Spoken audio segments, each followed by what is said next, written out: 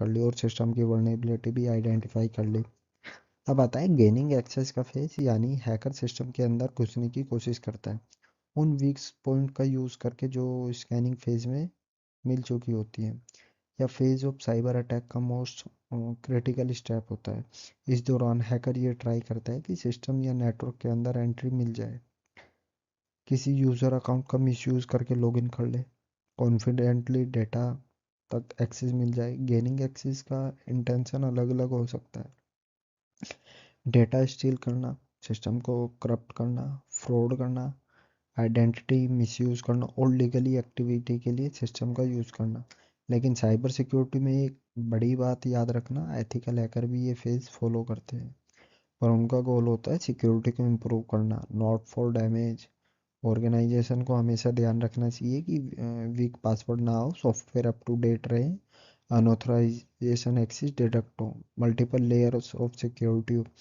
अगर gaining access phase में attacker successful हो जाता है तो सिस्टम के लिए एक रिस्क और ज़्यादा बढ़ जाता है, इसलिए prevention is better than cure. अगर वर्नेबिलिटी पहले ही फिक्स हो जाए तो अटैकर आगे नहीं बढ़ पाएगा। गेनिंग एक्सेस में दो सिंपल तरीके होते हैं अब इसमें, पासवर्ड क्रैकिंग और एक्सप्लॉइट द सिस्टम, जिन्हें साइबर क्रिमिनल मिसयूज़ करते हैं। पहला, पासवर्ड क्रैकिंग में अनऑथराइज एक्सेस। काफ़ी लोग भी पासवर्ड यूज़ करते हैं, जैसे 123456 या पासवर्ड @123 या बर्थडे हुआ, नेम हुआ, मोबाइल नंबर हुआ। ऐसे पासवर्ड गैस करना या इलीगल क्रैक करना आसान होते हैं, इसलिए स्ट्रॉन्ग पासवर्ड और टू फैक्टर ऑथेंटिकेशन बहुत ज़रूरी होता है। Reminder, ethical hacker authorise testing के लिए सिर्फ लीगल परमिशन के साथ ही पासवर्ड क्रैक करता है। दूसरी चीज़ आ जाती है इसमें, एक्सप्लॉइट सिस्टम सॉफ्टवेयर फ्लॉज। इसका मतलब बग्स या वीकनेस, किसी सॉफ्टवेयर में अगर कोई बग या सिक्योरिटी फ्लो रह गया हो तो अटैकर उसका मिसयूज़ करने की कोशिश करता है। इसका सॉल्यूशन है regular software update, security patch install करना, वल्नरेबिलिटी स्कैनिंग करना। गेनिंग स्कैनिंग फेक्स में अटैकर ट्राई करता है सिस्टम की सेफ्टी बैरियर्स को तोड़कर अंदर जाने की कोशिश। अगर ऑर्गेनाइजेशन टाइम टू टाइम अपनी सिक्योरिटी स्ट्रोंग रखे तो ये फेज अटैकर के लिए फेल हो सकता है। अब हमारे पास आ जाता है फोर्थ फेज ऑफ हैकिंग, जो होता है मेंटेनिंग एक्सेस। इसका मतलब क्या होता है? Once inside the system, hacker wants to stay undetect for as long as possible. जब हैकर सिस्टम के अंदर एंट्री ले लेता है तो उसका नेक्स्ट गोल होता है सिस्टम में जितनी देर हो सके उतनी देर छिपा रह सके। इस स्टेप को हम मेंटेनिंग एक्सेस कहते हैं। आप इससे पहले रियल लाइफ एग्जांपल समझ सकते हैं, जैसे कोई चोर घर में घुस जाए तो वो बिना शोर किए ज़्यादा टाइम तक अंदर रहना चाहेगा ताकि उसे पकड़ा ना जाए। साइबर स्पेस में भी क्रिमिनल हैकर अपनी एक्टिविटी हाइड करते हैं, सिस्टम के अंदर एक सीक्रेट रास्ता बनाते हैं, अपने फुटप्रिंट रिमूव करते हैं, बार बार एक्सेस मिलती रहती है, इसके लिए तैयार रहते हैं वो। इसका मेन इंटेंशन होता है डेटा स्टील करना, सिस्टम का मिसयूज करना, फ्यूचर अटैक के लिए backdoor banana. But remember, ethical hacker भी ये फेज फॉलो करते हैं, लेकिन उनका गोल होता है सिस्टम की सिक्योरिटी को टेस्ट करना, वर्नेबिलिटी परमानेंटली फिक्स करना। मेंटेनिंग एक्सिस एक डेंजरस फेज इसलिए होता है क्योंकि अगर अटैकर डिटेक्ट नहीं होता तो वो लॉन्ग टर्म डैमेज कर सकता है, जैसे सेंसिटिव इंफॉर्मेशन लीक होना, फाइनेंशियल फ्रॉड, आइडेंटिटी थेफ्ट या बिजनेस ऑपरेशन पर इफेक्ट। साइबर सिक्योरिटी टीम को इसलिए कंटिन्यू मॉनिटरिंग करनी पड़ती है, स्ट्रिक्ट लॉगिन कंट्रोल और अलर्ट सेटअप करना चाहिए ताकि कोई अनऑथराइज एक्सेस जल्दी से डिटेक्ट ना हो सके। Gaining access means the getting inside, maintaining access means stay hidden inside. इसका मतलब ये होता है कि मेंटेनिंग एक्सेस में वो इनसाइडली हिडन रहता है। अब मेंटेनिंग एक्सेस में दो चीज़ें आ जाती है, hacker write special code for backdoor, install hidden tool to maintain access. इसका मतलब क्या होता है? मेंटेन एक्सेस फेस में अटैकर सिर्फ एक बार सिस्टम में घुसकर काम करता है, ठीक है। उनका गोल होता है कि वो बार बार वापस आ सके बिना डिटेक्ट हुए। इसलिए हैकर सिस्टम के अंदर कुछ सीक्रेट रास्ते क्रिएट कर देता है जिन्हें हम बैकडोर कहते हैं। बैकडोर एक ऐसा हिडन एंट्री पॉइंट होता है जहाँ से अटैकर फ्यूचर में भी इजीली एक्सेस ले सकता है, इवन अगर पासवर्ड चेंज हो जाए या नेटवर्क सिक्योर कर दिया जाए। इसके अलावा अटैकर कुछ हिडन टूल्स इंस्टॉल कर देता है। ये टूल्स साइलेंटली बैकग्राउंड में काम करते रहते हैं और अटैकर को सिस्टम की इंफॉर्मेशन भेजते रहते हैं, जिससे वो रिमोटली भी कंट्रोल या मेंटेन कर सकते हैं। एनालॉग एग्जांपल, जैसे कोई चोर घर में एक सीक्रेट डुप्लीकेट की बना देता है ताकि वो बाद में भी कभी चुपचाप वापस आ सके। साइबर सिक्योरिटी में ये सबसे बड़ा रिस्क होता है। अगर अटैकर मेंटेन एक्सेस कर लेता है तो लॉन्ग टर्म डैमेज का चांस बहुत ज़्यादा बढ़ जाता है और यूज़र को कभी भी पता नहीं चलता। एथिकल हैकर भी सिक्योरिटी टेस्टिंग में ये फेस परफॉर्म करते हैं, लेकिन वो ऑथोराइज होते हैं और उनका पर्पस होता है बैकडोर को फाइंड करके फिक्स करना ताकि क्रिमिनल उनका मिसयूज ना कर सके। अनडिटेक्ट मेंटेन एक्सेस में क्या होता है, अनडिटेक्ट रहना, फ्यूचर एक्सेस के लिए स्क्रिप्ट सेटअप बनाना। इसलिए स्ट्रॉन्ग मॉनिटरिंग और रेगुलर सिक्योरिटी के लिए चेकअप बहुत ज़रूरी होते हैं। एंड लास्ट फेज आ जाता है इसमें, क्लियरिंग ट्रैक। इसका मतलब क्या होता है, hacker delete logs, modify record and do everything to stay undetect. इसका मतलब जब अटैकर सिस्टम के अंदर आ जाता है, एक्सेस मेंटेन कर लेता है और पूरा अपना काम कर लेता है, तो उनका नेक्स्ट गोल होता है अपने आप को ट्रेस से कम्प्लीटली हाइड करना। इस फेज को हम क्लियरिंग ट्रैक बोलते हैं। ये बिल्कुल एक रियल लाइफ सिचुएशन की तरह होता है। जैसे कोई चोर घर में घुसकर सारा सबूत मिटा देता है ताकि पुलिस को ना पता चले कि वो कब आया और कब गया। साइबर वर्ल्ड में अटैकर मेनली ये तीन चीज़ें करता है। लॉग्स डिलीट करना, सिस्टम ऑटोमेटिकली हर एक्शन का रिकॉर्ड मेंटेन करता है। ये रिकॉर्ड सिक्योरिटी लॉग्स कहते हैं। इन चीज़ों को अटैकर उन लॉग्स को डिलीट या मॉडिफाई कर देता है ताकि कोई ट्रेस ना मिल सके। रिकॉर्ड्स चेंज करना, अगर उन्हें कोई अनऑथराइज एक्सेस किया है तो वो सिस्टम का रिकॉर्ड्स को चेंज कर देता है ताकि उनका नाम कभी रजिस्टर ही ना हो पाए। हिडन टूल्स को रिमूव या हिडन कर देता है। जो भी मिसलेनियस टूल इंस्टॉल किया होता है उन्हें चुपचाप दे देता है या रिमूव कर देता है ताकि इन्वेस्टिगेशन उन तक ना पहुंच सके। क्लियरिंग ट्रैश एक ऐसा फेस है जब साइबर क्रिमिनल्स के लिए बहुत इंपॉर्टेंट होता है, क्योंकि अगर ट्रेस रह गया तो उनका ट्रैक किया जा सकता है, उनकी आइडेंटिफाई रिवील हो सकती है, लीगल एक्शन हो सकता है उनके ऊपर। एथिकल हैकिंग में ये फेज ट्रांसपेरेंट होता है क्योंकि एथिकल हैकर ऑथराइज होते हैं और वो सब कुछ रिपोर्ट ठीक करके करते हैं। इसका कंक्लूजन ये है, रिकॉग्निशन के बाद आ जाता है स्कैनिंग, उसके बाद आ जाता है एक्सेस, उसके बाद आ जाता है मेंटेनिंग, उसके बाद आ जाता है क्लियरिंग ट्रैक्स। ये पूरी हैकिंग साइकिल होती है। इसलिए स्ट्रॉन्ग मॉनिटरिंग सिस्टम और लॉग्स प्रोटेक्शन एक ऑर्गेनाइजेशन के लिए बहुत ज़रूरी होता है। Avoid any chance to getting trace. अब इसका मतलब क्या होता है, अब हम देखेंगे क्लियरिंग ट्रैक्स फेस में अटैकर अपने डिजिटल फुटप्रिंट को हाइड कर देता है। ठीक है, ये मैसेज में हाइलाइट्स करते हैं। अटैकर सबसे पहले ज़्यादा है किस चीज़ से डरता है, पकड़े जाने से या ट्रेस हो जाने से। इसलिए साइबर क्रिमिनल्स पूरी कोशिश करते हैं सिस्टम के लॉग्स में उनको कोई रिकॉर्ड ना हो, जो भी अनऑथराइज चेंजेस किया हो वो ट्रेसेबल ना रहे, सिक्योरिटी मॉनिटरिंग टूल्स उनकी एक्टिविटी को डिटेक्ट ना कर पाए।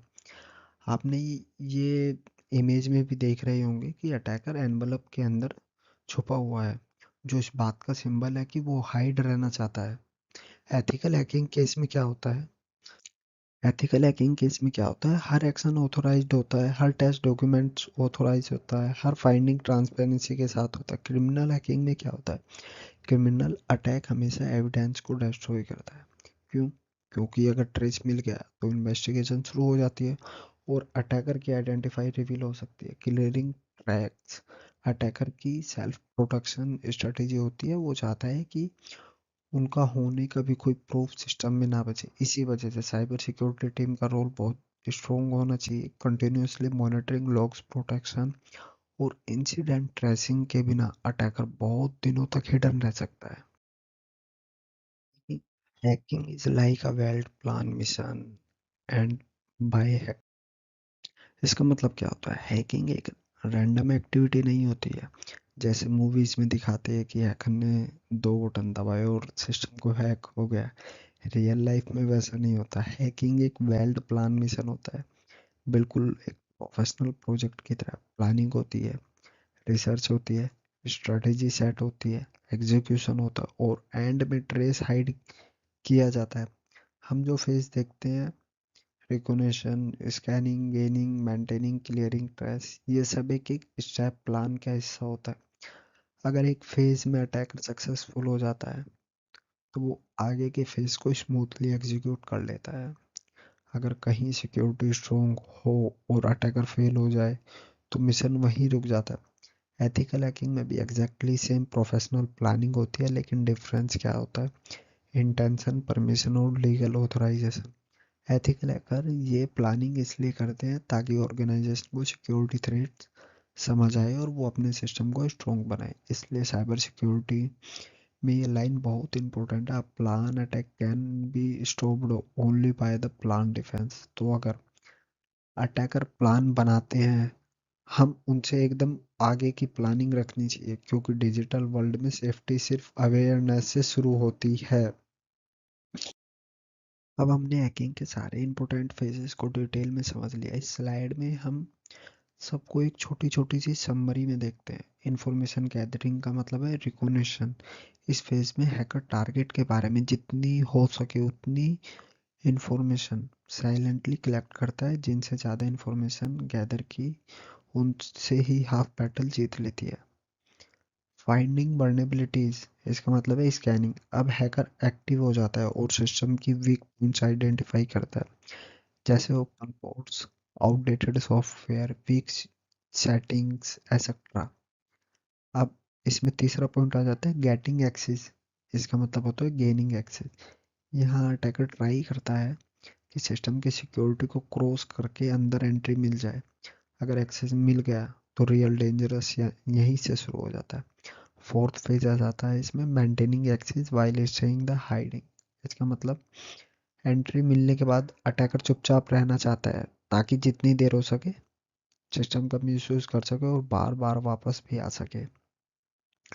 कवरिंग ट्रैक्स, इसका मतलब क्या होता है?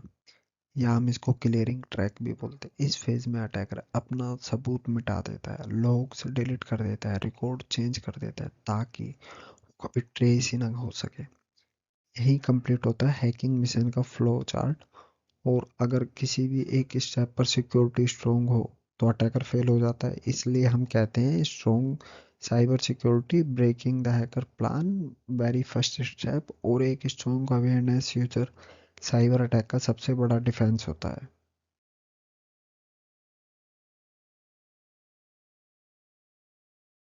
अब हम सीखेंगे टाइप्स ऑफ हैकर, कितने तरीके के हैकर होते हैं और अटैक कितने तरीके के होते हैं। टाइप ऑफ हैकर में दो तरीके की चीजें आ जाती हैं। Not all hacker are bad, not all hacker are good either. इसका मतलब अक्सर जब हम हैकर का शब्द सुनते हैं तो हमारे दिमाग में एक क्रिमिनल की इमेज बन जाती है जो सिस्टम को हैक करके नुकसान पहुंचाते हैं। लेकिन रियलिटी थोड़ी अलग है। हर हैकर गलत नहीं होता और हर हैकर सही भी नहीं होता। साइबर सिक्योरिटी इंडस्ट्री में हैकर का रोल पॉजिटिव भी हो सकता है। इसलिए हैकर को उनके इंटेंशन का हिसाब से क्लासिफाई किया जाता है। उनका पर्पस ही बता देता है वो गुड साइड पे या बैड साइड पे है। साइबर वर्ल्ड में हैकर तीन कैटेगरी में आते हैं। गुड हैकर जो प्रोटेक्ट करने वाला है, तो हम बैड हैकर नुकसान पहुंचाने वाले। दोनों साइड काम करने वाले को हम सिचुएशन के हिसाब से बोलते हैं। जो हैकर सिस्टम को सिक्योर करने के लिए काम करते हैं उनका रोल बहुत इंपॉर्टेंट होता है। वो वीकनेसेस फाइंड करके ऑर्गेनाइजेशन को सेफ बनाते हैं। जो हैकर गलत इंटेंशन से काम करते हैं उन्हें साइबर क्रिमिनल बोला जाता है और उनके काम को इलीगल होता है। और कुछ हैकर ऐसे होते हैं जो कभी गुड कभी बैड साइड ज्वाइन कर लेते हैं, डिपेंडिंग ऑन सिचुएशन, अपॉर्चुनिटीज और पर्सनल मोटिव। तो अब हम देखेंगे तीनों टाइप्स की, हम डिटेल देखेंगे। आप देखोगे कि साइबर सिक्योरिटी में हैकर के रोल एक हीरो भी हो सकता है और एक विलन भी हो सकता है। टाइप्स ऑफ हैकर में पहला हैकर का टाइप आ जाता है स्क्रिप्ट किड्स। इसका मतलब क्या होता है? The amateur hackers with the little technical knowledge. इसका मतलब स्क्रिप्ट किड्स सबसे पहले एक बेसिक लेवल के हैकर होते हैं। इनको हैकिंग की टेक्निकल समझ बहुत कम होती है। ये खुद से हैकिंग टूल्स या टेक्निक क्रिएट नहीं करते हैं। तो फिर ये हैकिंग कैसे करते हैं? ये इंटरनेट पर ऑलरेडी अवेलेबल रेडीमेड स्क्रिप्ट या टूल्स का यूज़ करते हैं। बिना समझे कि ये टूल्स कैसे काम करते हैं। क्या इनका मेन मोटिव होता है? मस्ती करना, दोस्तों पर शो ऑफ करना, छोटी मोटी चीज़ें तोड़ फोड़ करना, अपने आप को हैकर फील कराना। स्क्रिप्ट किडीज ज़्यादा डेंजरस नहीं लगते, लेकिन कभी कभी अनचाहे डैमेज कर देते हैं, क्योंकि उनको नहीं पता होता कि उनको टूल्स ने क्या कर दिया है। साइबर सिक्योरिटी में इनका रोल मेनली नोनसेंस क्रिएट करना होता है, जैसे फेक आईडी बनाकर लोगों को परेशान करना, वीक सिस्टम को डिस्टर्ब करना, वेबसाइट को टेम्परेरी डाउन कर देना। एक इम्पोर्टेंट पॉइंट आ जाता है, अगर स्क्रिप्ट किडीज को एक्सपीरियंस मिलता रहे और सही गाइडेंस मिल जाए तो फ्यूचर में एथिकल हैकर भी बन सकते हैं। हैकर प्रोफेशनल नहीं होते, कुछ सिर्फ क्यूरियोसिटी और थ्रिल के लिए भी हैकिंग ट्राई करते हैं। समझेंगे स्क्रिप्ट किड्स को थोड़ा और क्लियरली समझने की कोशिश करते हैं। आप इमेज में देख रहे होंगे, ये लोग मोस्टली इंटरनेट वीडियोस, ट्यूटोरियल और टूल यूज करते हैं। स्क्रिप्ट किड्स हैकिंग का हाई लेवल टेक्निक पार्ट नहीं जानते, वो बस किसी और के बनाए हुए रेडीमेड टूल्स या प्री राइटिंग स्क्रिप्ट का यूज़ कर लेते हैं। इंटरनेट पर ऐसे वीडियोस और टूल्स अवेलेबल होते हैं जो वेबसाइट को टेम्परेरी डिस्टर्ब कर सकते हैं, सोशल मीडिया से अकाउंट को ब्रस्ट फोर्स ट्राई करते हैं, फेक ट्रैफिक भी भेजकर सर्वर को स्लो डाउन कर सकते हैं। लेकिन प्रॉब्लम क्या होती है, ये लोग बिना सोचे समझे कोई भी टूल यूज़ कर सकते हैं और उन्हें ये नहीं पता होता वो किस लो को ब्रेक कर रहे हैं, कितना डैमेज हो सकता है, उन्हें ट्रेस करके पकड़ा जा सकता है। स्क्रिप्ट किड्स का मेन एम होता है साइबर क्राइम नहीं होता, बस ये थ्रिल और शो ऑफ होता है। पर कभी कभी उनका एक छोटा फ्रैंक भी बड़ा क्राइम बन सकता है अगर किसी इंपोर्टेंट सिस्टम को हार्म पहुंचा दिया जाए तो। सो स्क्रिप्ट किड्स को साइबर सिक्योरिटी वर्ल्ड में बिगनर लेवल हैकर कहा जाता है। अगर ये सीखना चाहते हो, एक एथिकल हैकर भी बन सकते हैं, बट सही डायरेक्शन और लीगल ट्रेनिंग के साथ। पर साइबर वर्ल्ड में हमेशा रिस्पॉन्सिबल और लीगल रहना चाहिए। अब हम स्क्रिप्ट किड्स के बारे में जानेंगे।